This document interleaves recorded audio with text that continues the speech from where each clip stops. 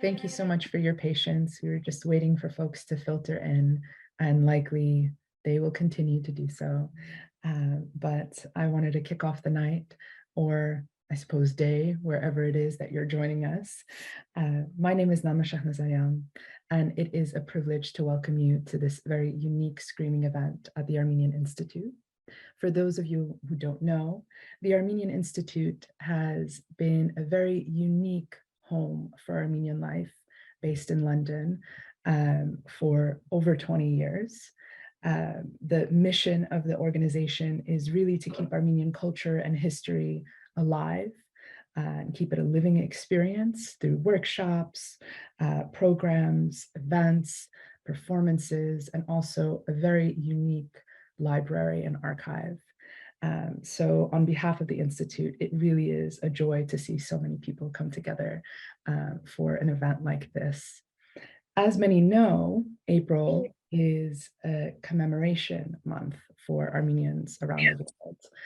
April 24th marks the Genocide Remembrance Day. Adios.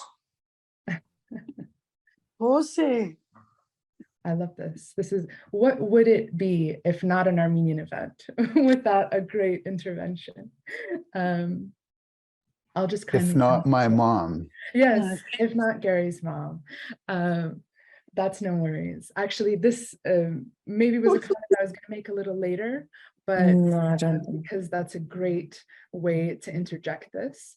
I will say that as much as this is a panel discussion and we are being joined virtually by Gary, Armen, and Heitor, I also really want to encourage everyone who's on call right now to feel free to put your questions in the chat and put your thoughts in the chat. And later on in the hour, we'll open up for Q&A.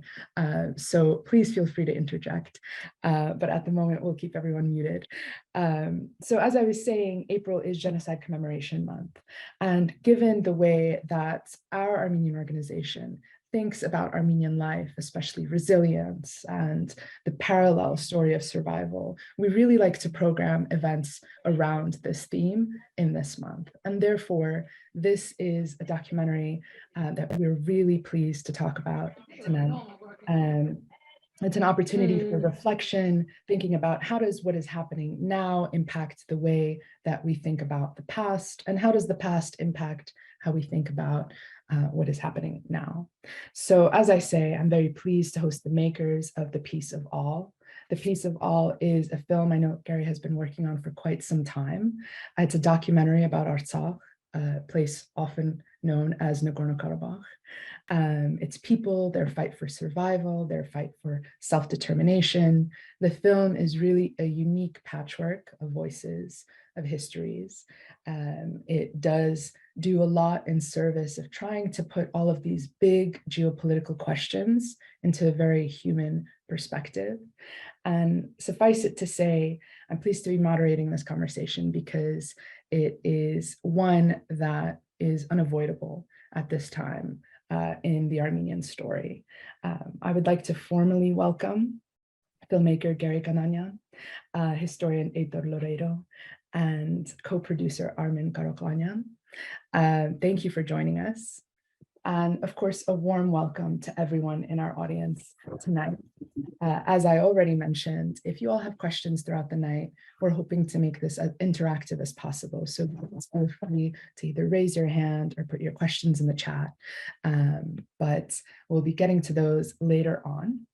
I wanted to start by actually playing a trailer of the film. So you all will bear with me, hopefully, as I share my screen and give you all a taste of The Peace of All.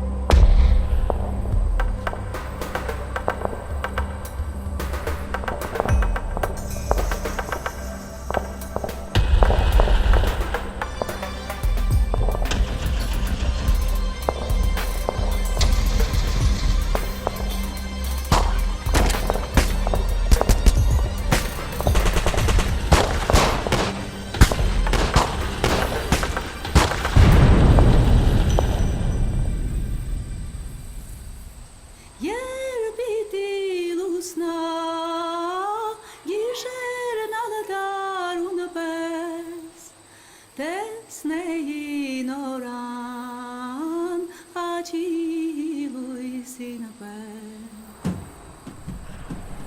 Որպեսզի երկու բան իրարից առանձնացնենք։ Դա նրա քաղաքական կարգավիճակն է եւ նրա ժողովրդի ապրելու իրավունքը, ստեղծագործելու իրավունքը, իր սեփական ինքնությունը արտահայտելու իրավունքը։ We have about 600, 500 something missing in action.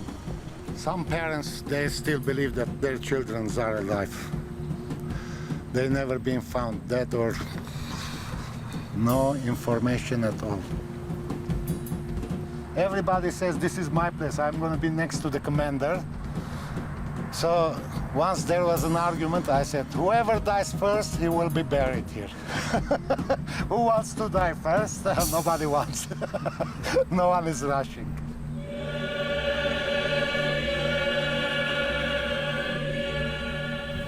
We are living here more than 4,000 years. 2, 3, 4 centuries ago, we were living about 3 or more millions Armenians. Now we are just 150,000 here. And we will stay here. We will stay. Because it's our land, our history, our roots is here. And we are here. Իհարկե շատ ուզեր վերանալ խաղաղություն աներ, բայց այս առաջիկա ապագայում դժվար է իմ կարծիքով։ Ու կախված է իհարկե սա ամեն ինչը նաև արտաքին քաղաքականության հետ, մյուս երկրների վիճակի հետ։ Ոչ մի ազգը չտեսնա, ոչ մի ազգ չտեսնի նա, ինչ որ մեր հայ ազգն ա դեր, եսա ինչ խաղաղ ապրեմ, բոլորը խաղաղ ուրախ ապրեմ, ես տակ ցանկանամ ամբողջ աշխարհում։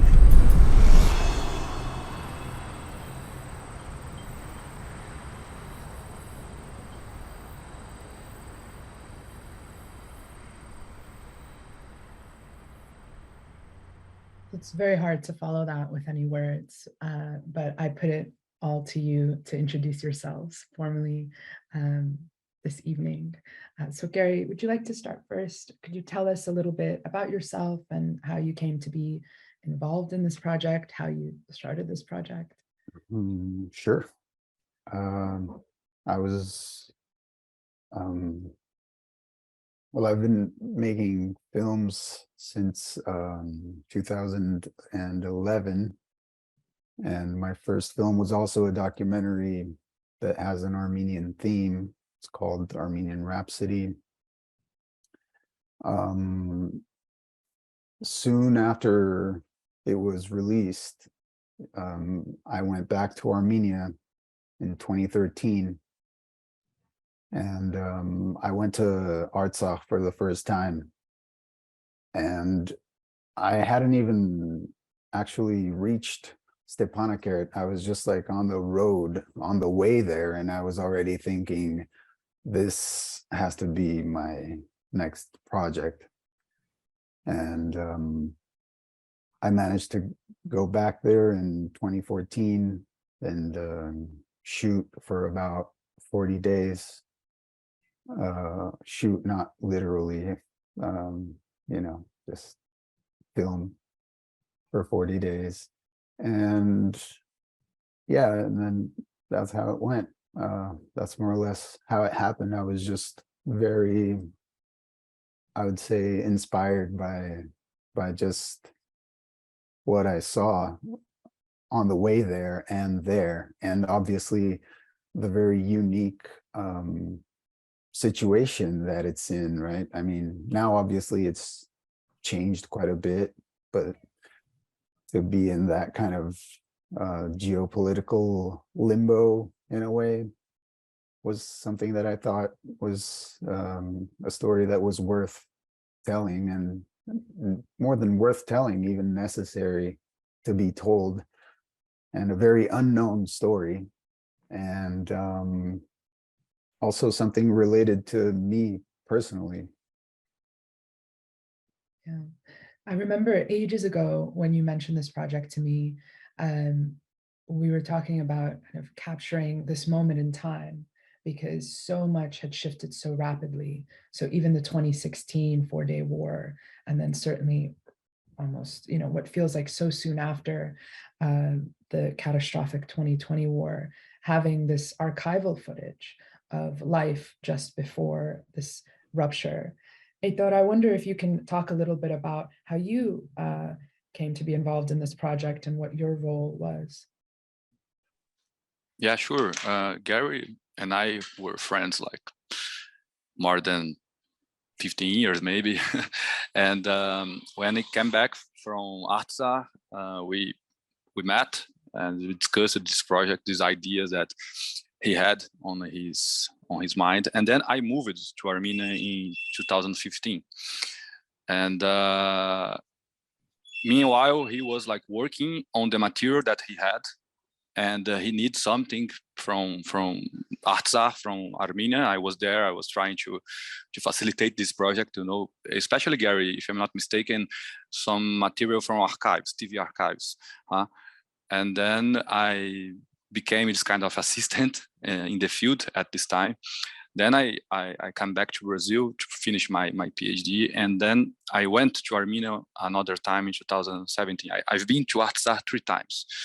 And during this time, me and Gary, we were discussing the process of the movie. Gary was working on this movie and the other projects that he had that time. And during this process, our vision was being shaped by the recent events, as you said, in the region. So it's something that was very challenging for me as a historian and as someone who was trying to get a kind of thread in this narrative, and also especially for Gary as a director and as the editor, etc.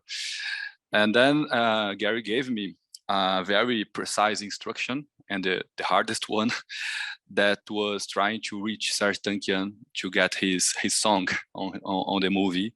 So I spent like 1 year or maybe 2 trying to get his permission, and also the label permission to get his song on the movie. So after this production experience, I also had the responsibility and the honor of being the one who was helping Gary to write the text in the beginning and in the end of the movie, which give people who does not have a background, Armenian background or Armenian historical background, to understand better what the message of the movie. So this was pretty much my role in this production.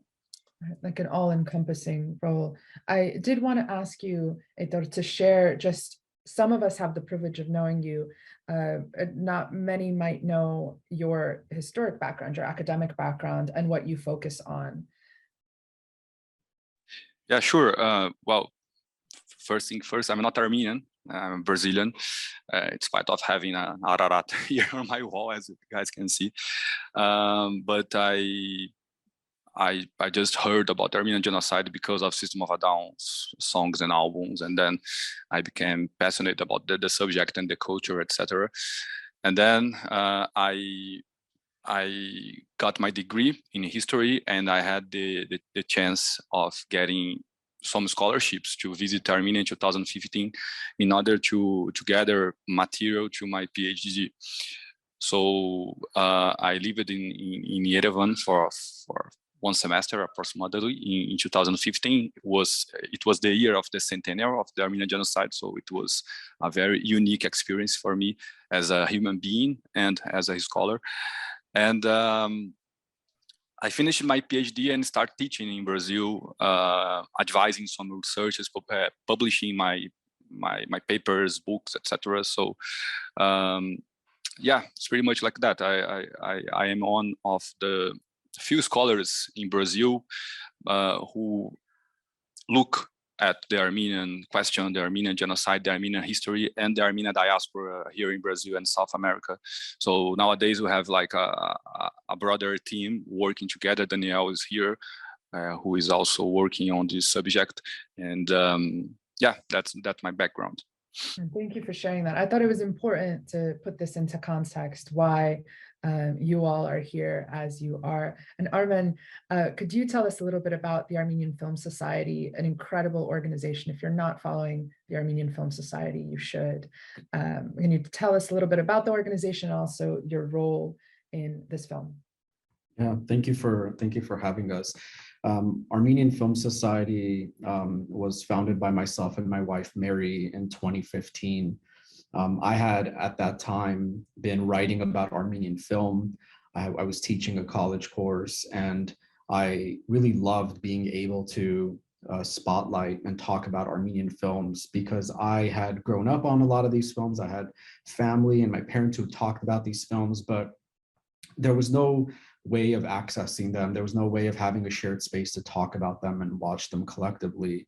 And so Mary and I talked at length about putting together a organization. At that time, we were more thinking of having a space where we could showcase some of these films, but it quickly evolved into, we really need a better way to connect Armenians working in the film industry. And so in 2015, we launched as really just an events organization where we were putting on monthly events in the LA area. And quickly from there, we started trying to bridge the gap in terms of connecting Armenians in the industry, and then raising more awareness on all the great contributions that Armenians are making in the industry. And so over the last 7 or 8 years, we've evolved quite a bit as an organization. We have a lot of different initiatives that we work on. We have a lot more coming out later this year. But the way we got involved was quite interesting. So I know Gary's been working on this film for 9-10 years, but I only knew of him through, usually Instagram is where we get connected with the people that we end up working with and trusting. And I was familiar with his work, but the AGBU had programmed a series of short films that Armenian Film Society was a sponsor of. And I knew Gary's film was playing. I wasn't familiar with him personally. I hadn't seen that film in particular, and I sort of wanted to see the films that I hadn't seen on the big screen with an audience. But we were very happy to be involved. And my wife and I went to that screening and we watched 5-6 short films. And when we got to Gary's film, short film, we were talking throughout the whole film. And the reason why we were talking throughout the whole film is because we were so excited about this major display of talent. I rarely talk during films, but I couldn't help myself. There was so many things that I was calling out, and I was so excited to be able to talk to him afterwards. And like I usually do is when I make a connection with a filmmaker that I'm not already connected with, I try to find ways in which we can best support and help. And I knew in this case, we knew in this case that we really wanted to work with Gary in any capacity. And so we had a initial meeting where we sort of talked about ourselves and our projects. And I think one of the first questions I asked is, what are you working on now? And this film was one that he immediately called out, and he was in the process of kind of getting it to that finish line, but it was more or less complete, if I remember correctly. And I knew I wanted to find a way for Armenian Film Society to collaborate with Gary and find a way in which we can, as an organization, support. At that point, we had already kind of dipped our toes in the water in terms of, as an organization, producing another film, and that was a short documentary called Back to Ashtarak. And so we were looking for another way, another opportunity where we could find a filmmaker and find a film that we were really passionate about, and this ended up being the right one. It's interesting that you say that, Armen, about the AGBU event and the 6 short films. That is exactly how I met Gary as well, where we were moderating a conversation at Lincoln Center in New York of the same series of films. And I just want to point that out because these types of unifying projects are so important, especially in our community, because a lot of folks are working on things, a lot of folks are trying to actualize things, and it really just takes the right people to be in the right room to be able to do something. Actually, I'll just shout out Susan here. We recently had an Armenian Creatives event in London, basically trying to do this exact thing, trying to link Armenian talent together and see how best to support. So there's that seed coming up here as well, and that's quite exciting. But I wanted to pivot and talk a little bit more about the content of this film. So as you all have seen from the trailer, what I suppose the piece of all tries to do is link the continuity in the history, but then also do a service to a very unique Armenian culture that exists in Artsakh. Gary, can you talk about how you chose the people to interview, or how that process was of bringing all of these voices together? Well, I had a vague idea of the different profiles, let's say, that I was kind of looking for. It was pretty diverse, I would say, because I wanted to get the perspective from all kinds of people living there, right? It's like since you know, the veterans until the younger people, and you know, women veterans, that kind of stuff. So who helped me out tremendously is Susanna Petrosyan, which had a very good like network of people in Artsakh, and she just was able to open many doors and get me to shoot in the trenches. You know, it's not very easy to just walk up and say, hi, I want to, you know, go into your base and film, and you know, she made all of that possible. Yeah, it seemed like she knew absolutely everyone in Artsakh when I was there, and maybe she did, I don't know, but it was basically her that really helped. So we would have these meetings every day, and we'd be like, okay, it feels like we covered, you know, different profiles, kind of like veterans, for example. Why don't we try something like this? And it was all very, I would say, familiar, you know. It was all like, she just knew everybody, just a phone call away, you know.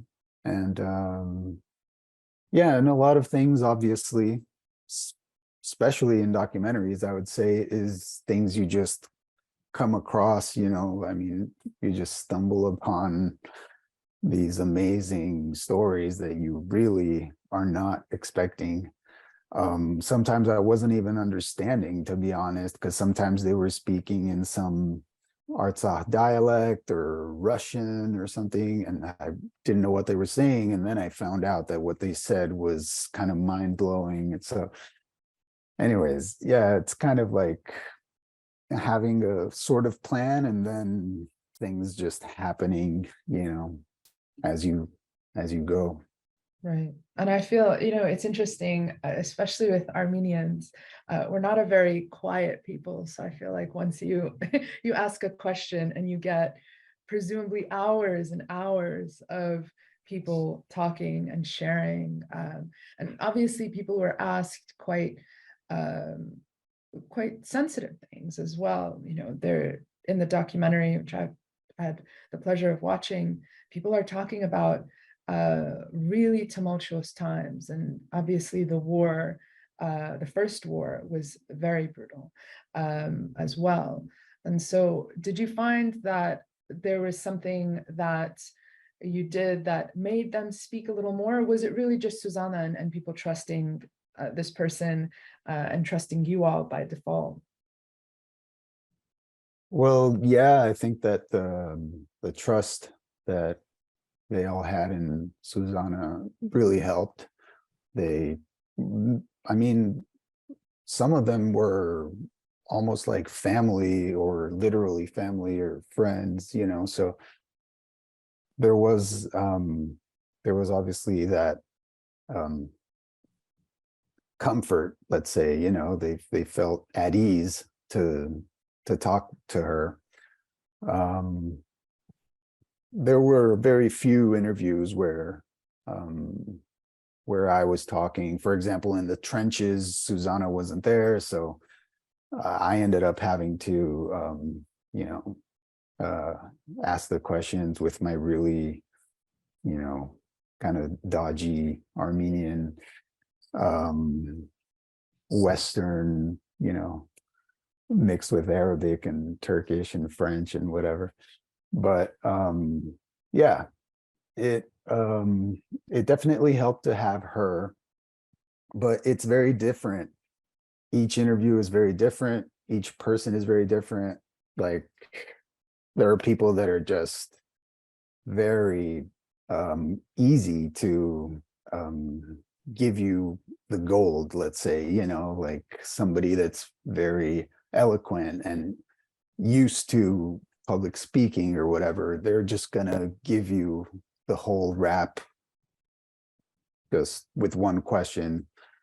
And there are others where you're talking about something that can be extremely painful and extremely hard to relive, you know, like torture, and you don't want to be pushy. You don't want to, you know, it's not like pulling teeth. It shouldn't be. So sometimes it takes a really long time just for them to be able to talk about it. Like right in the beginning of the movie and the trailer, we see that sometimes even the person's wife is trying to stop it and you know, and say, does he really need to say this? Why are you asking him this kind of stuff? Because it really is super painful to have to relive these really tough memories that he went through. Yeah. And that kind of brings me to the question that I wanted to ask Heitor about the history aspect of this. And a lot of times, and I know as well, just because my family is from Artsakh, they left the Baku pogroms. So they have some of these stories that intersect. And these are stories that to some extent have been archived in some way, but there's a tremendous gap there. And what I was finding in particular, interestingly, during from 2020, especially when the war began, the lack of understanding of Artsakh and the story and all of the stories around Artsakh. So the community, for instance, in Azerbaijan that had lived for so long and was wiped out within a number of years, how that story wasn't even known among a lot of diasporan Armenians that didn't really have an understanding of what Artsakh was and what Nagorno Karabakh was or is. Heitor, can you talk a little bit about how you were consulting and writing kind of some of the history to frame these interviews and what you wanted to tell, and if that was different than what you had to tell by the end of making this film? Yeah, I guess my real challenge was trying to connect the Armenian genocide by the Ottoman Turks to the war in Artsakh.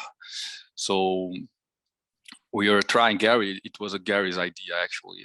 Gary was trying to give the audience this experience and this feeling of Armenians are being killed because they are Armenians. And Armenians are like are indigenous people of that region. And for different reasons that we can discuss here, but these people, these indigenous people, are being persecuted and killed for so many years. So there is this connection between the Armenian genocide that everybody here knows about it, and the different pogroms and massacres and wars, and why not genocide in Artsakh. So that was particularly difficult to create this link in subtitles, you know, to create to help to create this narrative that Gary was telling with his videos and photos, etc. About the importance of Artsakh for the Armenian people and the existence of Armenia, sometimes I'm not sure about the whole Armenian diaspora experience, but talking about Latin America, that I'm more familiar with, sometimes people doesn't remember that when the Arachin Harapetuchun happened, the first Armenian Republic was created, Yerevan was not the main Armenian city in the Caucasus. I mean, Baku was that one, and Tiflis, and maybe Shushi. So Artsakh had an important role in the Armenian experience and existence in the Caucasus, not only in geopolitical way, but also in the cultural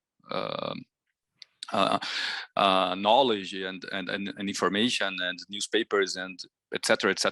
that came from Artsakh to the Republic of Armenia. So and when the Soviet Union ended, many of the Azeri identity was created by this sense of Armenian phobia or hate toward Armenians. So this is something that we have to keep in mind when we think about the Artsakh and the Artsakh war, how Azerbaijan had to keep this story and this storytelling, this narrative of Armenians are our enemies, because it's pretty much give them the identity of being Azeris, of being Azerbaijan, a Republic of Azerbaijan. So this region is very important, not only for Armenians, because it's obviously the cradle of the Armenian people and one of the spotlights of the Armenian identity, but also this territory is what in some way keeps Azerbaijan being Azerbaijan, and the war is what keeping Aliyev in his position as far as he can be there. So I tried to help Gary to pass this information through his movie, and I had it on my mind when I was like writing the subtitles and this information that come in the beginning of the movie and in the end of the movie. No, that's important context to really consider, because on one hand, when one is creating a documentary, you don't necessarily have the main thesis, Gary, as you were saying, right from the beginning. You don't know the type of information that you're going to get, and you don't exactly know the narrative that you're going to tell. And certainly years ago, when you started filming, Artsakh was in a different position than it is today. Armenia is in a different position now than it was then as well. And this, maybe hesitation a lot of times to look at history and politics, and Heitor, as you were saying, that this isn't just an Armenian story. This is a regional story, right? This is how the Caucasus exists today. This is how largely, if you look at the region, right, and you look at what we're surrounded by and the countries that we're surrounded by, there's no way that a story like this exists in a vacuum, right? It impacts even the biggest hegemonic powers in the region to some extent. I wanted to turn, Armen, to you and ask a little bit about, how do you see a story like this gaining an audience, and what kind of audience is it that we are trying to gain, right? So I know we all have different answers, I imagine, to this question and different motives for being involved in this project. But Armen, knowing the film industry as it is, being based right now in Los Angeles, can you tell us about some of maybe the challenges and also possible successes of marketing a story like this? Yeah, that's a great question. I think one of the biggest challenges often for us as Armenians is having the ability to share our stories. Just in filmmaking in general, it's so difficult to attract an audience and get distribution and get people to actually see your films. Over the years, we've seen some wonderful films from many different filmmakers. And unfortunately, that there is that challenge for them to get others, even in the Armenian community, to see their films. And that's part of our goals and missions as an organization, is to provide that type of platform. But I think the next sort of question and the next challenge is, who are we making these films for? And I think that's a question we need to often ask ourselves, because I think we already know, as Armenians, we already know the story about the genocide, and we know sort of what's going on. And so I have these conversations with filmmakers of, are we making these stories for ourselves collectively, or are we trying to educate and enlighten and share this with non-Armenians? And I think one of the things that stood out to me with Gary's film here is that it felt like he had approached it from that sort of perspective. He had thought through those questions. He had asked himself, who am I making this for? And to me, it played like a film that would be relevant to both Armenians and non-Armenians. And I think if you see the film, you can have a better and more clear understanding of what I mean by that. But the film kind of walks you through the context of the Armenian Genocide, and it sort of brings you into present day. But in terms of marketing, as I mentioned the previous film and with this film, our goal here is to provide marketing support and help find an audience. It's not easy. It's always a challenge. I think, with any film, it's a challenge. But we've cultivated a community, both Armenian and non-Armenian, who turn to us to find diverse stories. And our goal here is to be able to use that network, use those relationships that we've built to be able to provide a platform for a film like this. And one of the ways in which we do that is by setting up different types of screenings and identifying the right, whether it's film festivals or other organizations and institutes to partner with, like yourselves, to be able to find the right communities to bring them into this story and have them be a part of it and have that shared experience. And then the goal from there on is to be able to use that momentum and to make it more accessible and have people from around the world learn and understand our stories through a film like this. No, thank you for that responses. Certainly, I know a question maybe that is quite complex, because when you are thinking about the universality of stories, you obviously want to keep a unique aspect of the story alive and make sure that it's not reduced to just a simple kind of a conflict film or a war film or something like that. And I find myself often doing this in my line of work of trying to make the case that this is, as Heitor said, this is an indigenous people, and this is the story of a progressive ethnic cleansing of an indigenous people. And unfortunately, that is not a unique story, right? And especially in a month like this, but certainly when we think about genocide, and genocide with a big G in international law, and genocide with a small g, or massacres, or the denial that comes around these types of orchestrated ethnic cleansing events, you do think about the impact of naming what it is, of having proof. Because when I saw this film, I thought, well, this is proof, right? That these things happen. There's so many people that could corroborate a story. And Heitor, to your point, it wasn't just disparate, campaigns of violence. They were orchestrated campaigns of violence, and quite intentional. I wanted to ask Gary, what were the obstacles of filming, and not just filming, but putting this together? What were the obstacles when you were making it, and what do you see is an obstacle now? Or hopefully there are no obstacles now, but.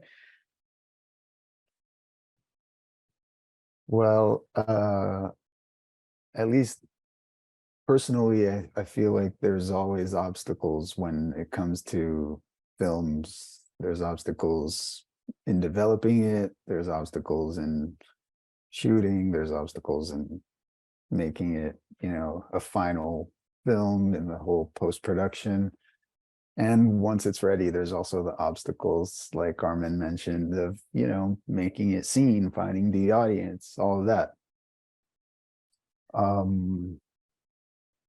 I think being an independent film, you know, where I was just trying to find a way to go and shoot, made it very difficult for me to have it finish. But that was also due to some, you know, I would say failed partnerships with the production company that I partnered up with, and it took a long time for that to be finally undone. And I would say I was free to finish my film, which was kind of like stagnant because of this bad choice, I would say.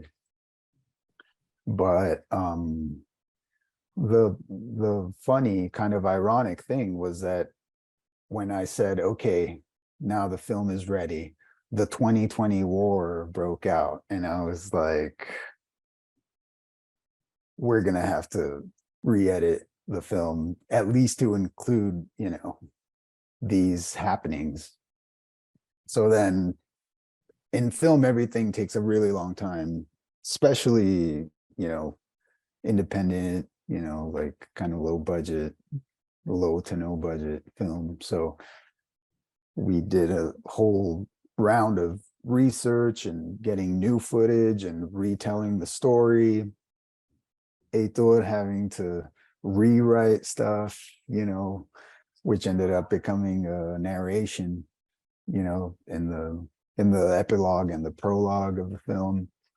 And very important to give the historical context, you know, to give the information so that people know better what happened and what these interviewees that they're seeing are telling, like where it's coming from in a way, you know, and where they are while they're saying this. So yeah, I mean, there's no rule, but shouldn't necessarily have to take 10 years for this film to be ready. It definitely was not my idea when I was shooting. I even thought we were doing well. I was like, wow, I decided this a year ago, and in, you know, less than a year, I'm already here shooting. This is going great. Little did I know that, you know, it was going to take years and years and years of post-production and everything, but it's ready. It's ready. We already had a screening in São Paulo, I think last year, if I'm not mistaken. I'm not sure. And it was really cool, really nice, great turnout, really good feedback.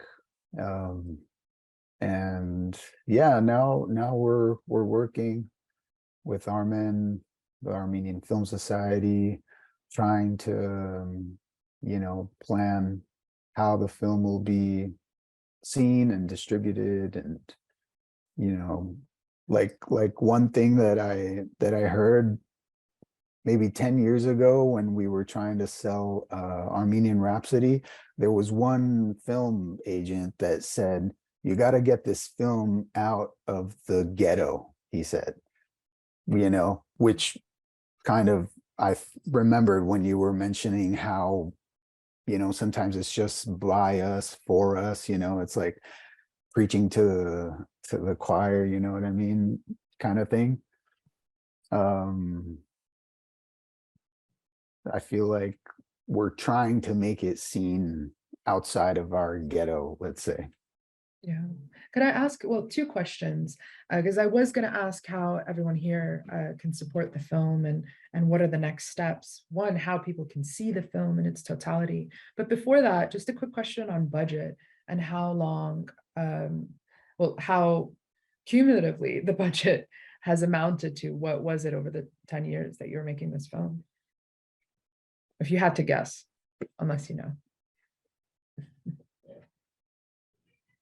What can I say? Maybe $40,000, maybe. Yeah. Maybe. Yeah, I don't know. Accounting for inflation over the 10 years. Yeah, and trying to convert Yeah. reais into dollars, and all the dram that we, spent in Armenia, and all. I don't know, ballpark, I would say about 40,000, but spread out through 10 years. Right. But No, it is amazing. Yeah, it is amazing and a testament. And also, I think it sounds a little maybe base to say, but the fact that perhaps the film waited to be made because it had to have this part of it told as well. And perhaps when we look back, hindsight is 2020, but when we look back, perhaps there are some signs there about the escalations and all of that. So it was opportune that you caught it just before and you were able to integrate the now. But to that question of how folks can see the film in its totality, how we can support the film, what do you say to that?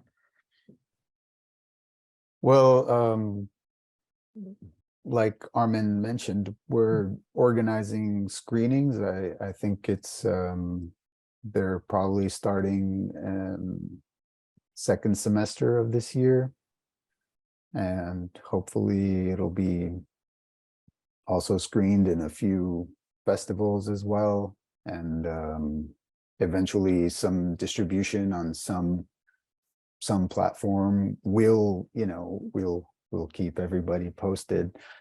And yeah, I mean, supporting the film is basically watching it, promoting it, trying to get other peoples to watch it. I think that's more or less what I can think of right now. I don't know if any of you guys has anything else. Yeah, I can add to that. I think after spending 10 years making this film for Gary, we want to make sure that this next part in the process is handled strategically. And it's important for us to be able to map out what these screenings look like. We'll probably start with some community screenings and some areas where we're confident that we can get a good turnout and have the right people there to see it, and also people who will then be able to go and tell others about the film and sort of keep that momentum going. And then film festivals, like Gary mentioned, like I was mentioning earlier, is very important. Very important for us to identify the right festivals. Not all festivals are the same. They all sort of have their own unique approach, and we want to make sure, again, to build a plan that allows this film to have the best sort of success possible. But to support, I think just follow all of us to sort of keep up to date about what those screenings look like. The goal is to have the film come to you at some point before it gets distributed.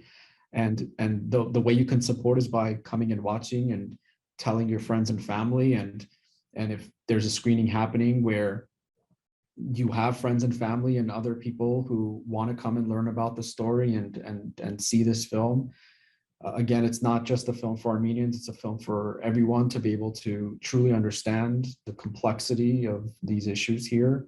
And that's truly the best way to support moving forward. Thank you, Armen.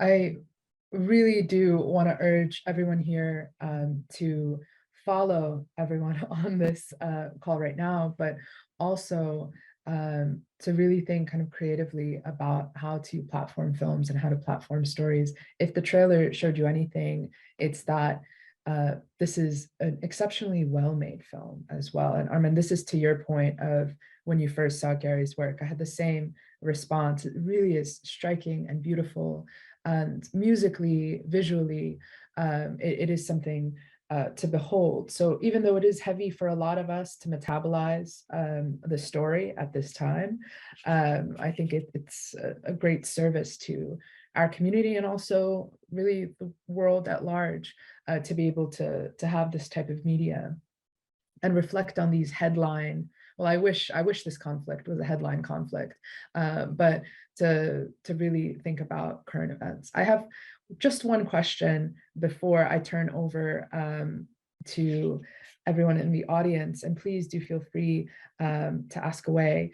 But my question is to Heitor, and I know that it's a tough question to answer, but especially as we find ourselves at the precipice of something that is quite catastrophic, and there is a tremendous amount of grief within our community and in the region, certainly. Could you point us to some maybe historic moment or something like that that could give some kind of inspiration, or something you would say just with your knowledge of what has happened before that we can take to today? Tough question. But you know, my PhD is on the First Armenian Republic, and I really think that the First Armenian Republic has something to teach us about fight and, you know, not giving up and trying to build a country, you know, as the First Armenian Republic did, with basically survivors of the Armenian Genocide, orphans, a very poor country with no recognition of its independence, and even so with like diseases, hunger, etc. Even though they managed somehow to create a state building, to create an environment to help those orphans and survivors to be alive and fight against the Kemalist troops in order to keep some Armenia, if it's not like the historical Armenia or the Wilsonian Armenia, but the possible Armenia.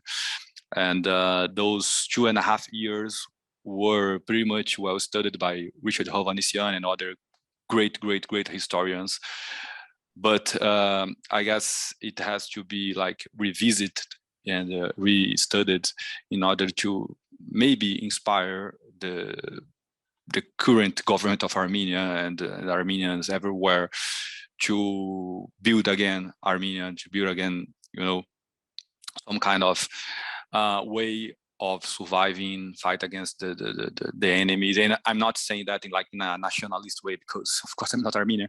I'm just saying, I mean, it's pretty much clear that the Armenian situation and the Artsakh situation right now, the blockade, etc., it's a matter of the Armenian existence. It's not about territory. It's not about like resources or money. It's about existence, and how Armenians have to keep that in mind and fight, you know, with all its forces and means necessary to keep that country existing in their lands, in their ancestors' lands. So the First Armenian Republic teaches something about this. Yeah, that's an excellent point. And that's something I think when we are trapped in the emotion of everything, it's hard to look back at thousands of years of history and realize that despite such tremendously awful circumstances, there is still, even in Armenia on the map, there's still places that Armenians have existed in perpetuity for some time. So I did want to open it up to our audience here. If anyone has any questions and is feeling brave and wants to raise their hand and actually ask a question, or if they just want to put it in the chat, please do so now and I'll read it out. And I'm happy to ask another question, really, and just because I asked about the challenges of making a film, what were some of your favorite moments, Gary, in making the film, either in filming or in editing or in the time that you were working on it?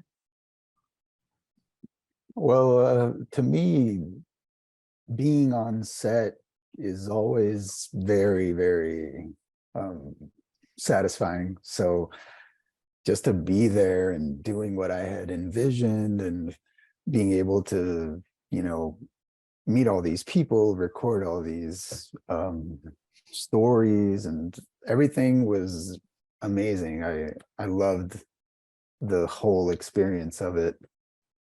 And I would say that in the editing, it was just seeing how things managed to become like more tightly knit as we were, you know, choosing what we were going to put, where we were going to put it, you know, that kind of stuff. When you start to see it take form, it's very, very pleasant, you know, when you start taking all these different patches and kind of just putting it together. It's a very, very nice process, very pleasant, hard, but Rewarding. very rewarding process. Yeah. Yeah, that's a great point.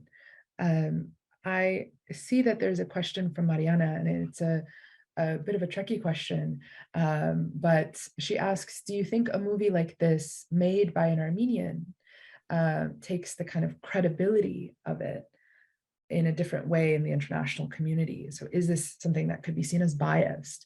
And I know we have Heitor credited, so we have at least one non-Armenian, certainly many more, but we could, I don't know who wants to take that question, Gary, if you'd like to take that question. Yeah, I can give my 2 cents, and then I don't know, maybe Armen and Heitor can give their opinions as well. I feel like certainly people can use that to try to discredit the film, but if they want to discredit the film, they could also use any other excuse at the end of the day, you know. They can, you know, discredit the message, the messenger, both, you know, what if it's in their agenda. I would say that it's not because I have Armenian origins that that would make, you know, let's say the common spectator doubt it. And on the other hand, I think, you know, more and more the importance of stories being told by people that are connected to them more directly is being emphasized, right? So it, in a certain way, I think, depending on who is, you know, addressing it, it might actually make it more credible in a way, because, you know, it's not such an outside view. Of course, I'm not from there. I'm not, you know, wasn't born, raised there, but there is certainly a connection in my roots. So yeah, I feel like once in the screening that we had in São Paulo, it was organized by AGVU Brazil. There was one question, she's even a friend of mine, but she asked, like, I understand that there is it's not good and it's a problem to design a fake symmetry, you know, like trying to show this as just what many times happens in the media, where they show it as just a conflict between two sides and doesn't show the actual intricacies that make it not just an equal battle, right? But she raised the question, did you consider interviewing people from Azerbaijan? And that wasn't really my intention, you know. I have my own agenda, you know. If people want to doubt it, then they can try to, you know, debunk it and say, no, the facts are different. That's a super common thing nowadays, you know. We're living in post-truth times, and there's nothing I can do about it. But yeah, I just I'm certain that people will try to discredit it because of my origins, but I guess it's something we have to be ready to deal with, and you know, it's just a part of the whole making films and telling stories and taking sides, kind of. I suspect thing. it's also a part of being Armenian to some extent, of the kind of the parallel history of denial, right? That so many of our communities know, right? If it's not the genocide, then it's the pogroms. If it's not the pogroms of the 90s, it's certainly right now. And to your point about the asymmetry and the need to understand the asymmetry also critically, and perhaps even from like an anthropological lens, the need to understand why it feels existential. Outside of the facts, as Heitor mentioned, there are obviously facts that point to the fact that this is existential, why it feels existential for so many Armenians, that this isn't just another war, that this is an effort to wipe out a people. And that is a critical part of the story that rarely, if ever, especially outside of our community, gets told. So I think it does need kind of an inside person to tell that story. And that's critical. I think, Susan, did you have a question that you wanted to ask? And did you want to turn on your mic and your camera to ask it? Hi. Thank you, everybody. I'm so looking forward to seeing the film now, but there's just so much to chew over with this that my question is two-part, but there's so many more I could ask. I started out wondering if I was going to go, if any of us were going to go and talk to somebody about this film, what would be the key issue that you think would jump out and grab them, that would be universal enough? And that then led me to think about, have you thought about either creating a festival or joining, if there is a festival, that had a theme that this would come under, so that you could show this film alongside other ones, for example, about ethnic cleansing. So in that way, you'd have a broader audience almost automatically. They'd be coming for other reasons. I think those two questions are connected in my mind, anyway. Yeah. Well, I'll just also again just say what I think, and invite Heitor and Armen to give their opinions as well, if they want to say anything, if they want to add anything. I would just say, I'm going to start with the second question. There are certainly film festivals that address, human rights, and sometimes there are specific programs in certain festivals that want to address certain themes and subjects. And in that case, yes, we certainly want to submit the film and see if, it's selected. With regard to the first question about the universality of it, I would say that it was very clear to me that if I wanted people to connect with the story on an emotional level, which I thought was important because it's already covered in an informative, just cold, distant kind of manner, I would have to make it very personal and tell the subjective stories that would connect on a personal level, a universal level, I would say, because at the end of the day, there are only a handful of archetypes, right, that we can apply to different situations that are also common to everybody, no matter what the culture is. The mother that loses her son is a mother that loses her son, no matter where she is, no matter when it happens.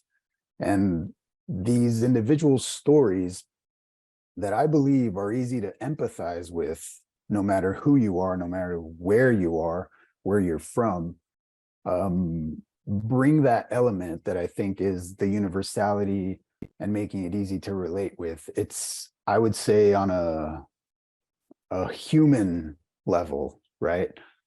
It's from a very specific place, but it has human themes and human stories being told, which I think makes it not like journalistic film.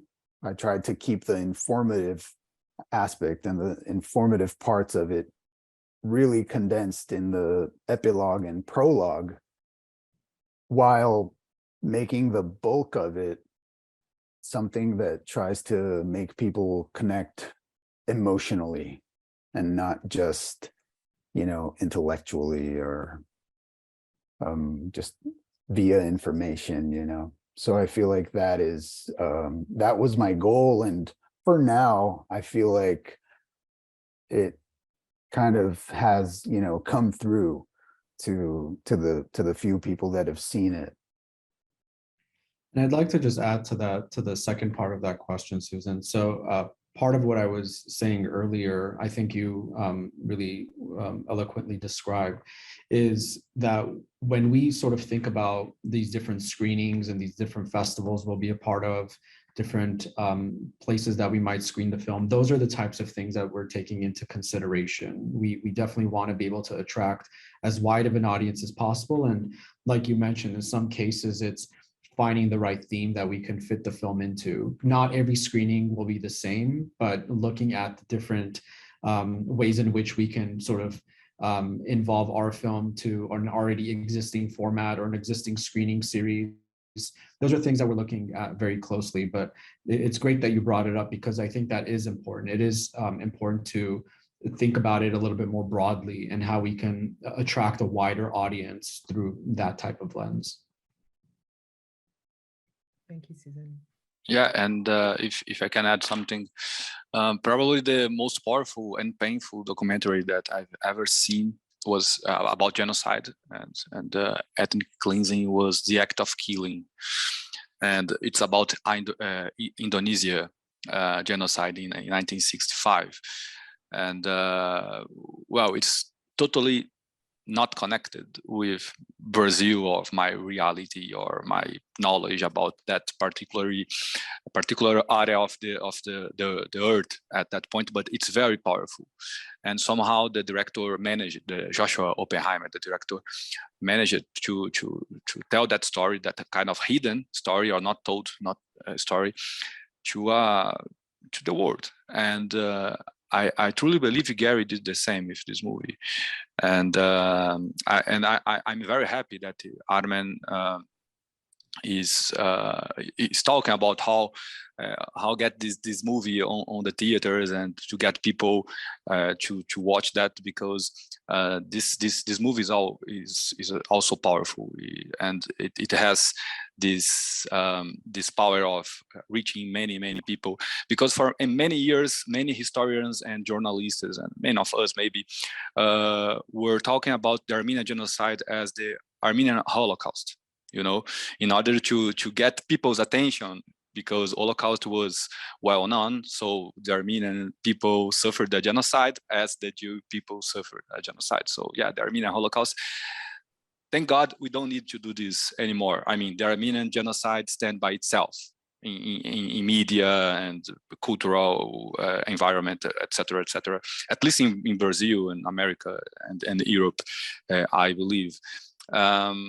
I'm looking forward to seeing the Artsakh war and the situation of Armenians in Artsakh in the same level, because at this time, in this very moment, we have an autocracy attacking a democracy, a non-liberal authoritarian government attacking people who has its self right to think what's best for their lives. And I'm not talking about Russia and Ukraine. I'm talking about Azerbaijan and Armenia, and why the whole world is looking for, you know, is looking to Ukraine and Russia with this attention, and not to the Caucasus, to the Armenian situation. So yeah, I believe that Gary's movie has this power of being a kind of, you know, a window to the Armenian situation in Artsakh. Thank you for framing that. Thank you for framing that, Heitor. I will ask just once more, since we are coming to the end of our hour together and end of our time together, if anyone in the audience has a question or a comment or anything they'd like to make known, but otherwise we'll turn down for the evening.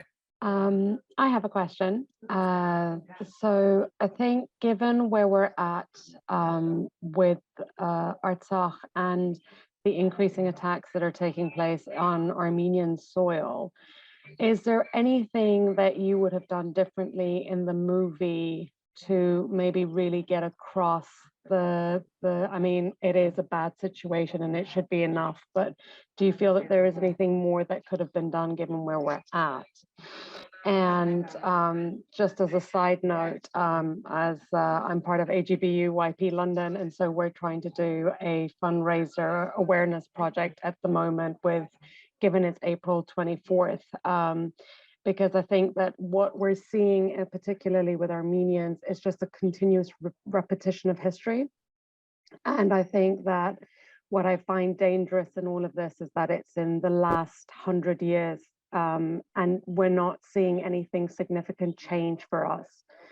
And this is why I ask, given where we're at today, would you do anything differently?